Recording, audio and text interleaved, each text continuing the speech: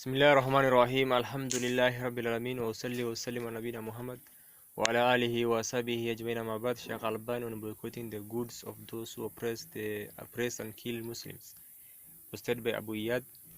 Aywa, nationwide, a strategic boycott of hostile aggressive nations, whether in wartime or outside of it, are decided announced by rulers. This ensures that they are on scales that are effective, and that they do not return greater harm, or that the basic needs and necessities of Muslims are not compromised.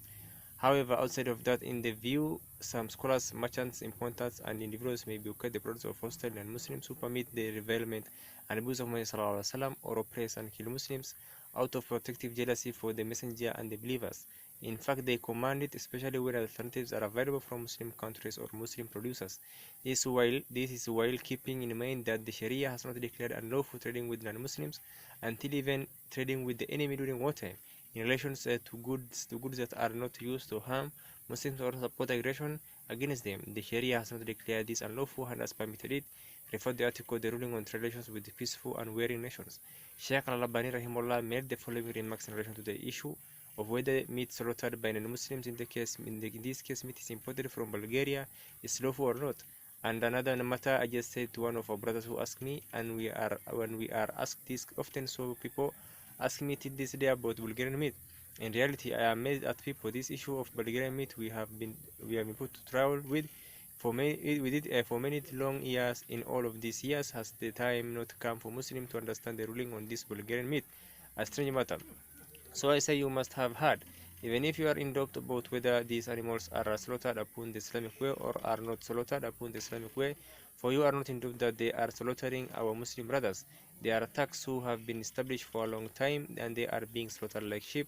Now, if these Bulgarians slaughter these animals with which we import with a slaughter that is in accordance with the Sharia, in reality, I say that it is not permissible for us to import this animal from them. Rather, it is obligatory upon us to boycott and them until they refrain from slaughtering the blood of our Muslim brothers over there. Sublime is Allah, that feeling of brotherhood has died, which the Messengers kept, that the Muslims are a single body.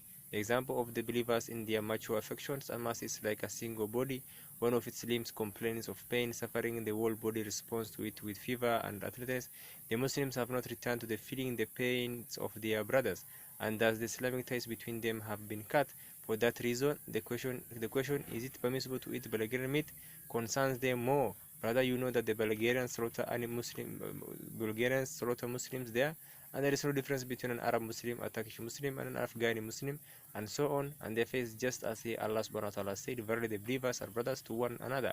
Hence, if we are brothers, then it is obligatory for us to jealousy, protect each other, and for us to grieve over each other's suffering, and not just be concerned about one's food and drink only.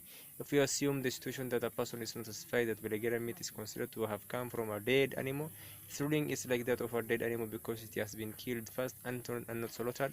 We are not able to satisfy people with every opinion, because the people will never cease to live except those to whom your Lord shows mercy. Surah 11 verse 118, as come in the Noble Quran. So when we are not able to satisfy people that there are these myths that come to us from Bulgaria, the ruling is that of the dead animal. Yet at the same time, do they not know that those Bulgarians are assaulting our Muslim brothers there? Does this oppression and this painful transgression against our Muslim brothers not suffice as a reason to turn us away from this Bulgarian meat, even if it was lawful? This should be sufficient, and this is a reminder benefit the believers. I know.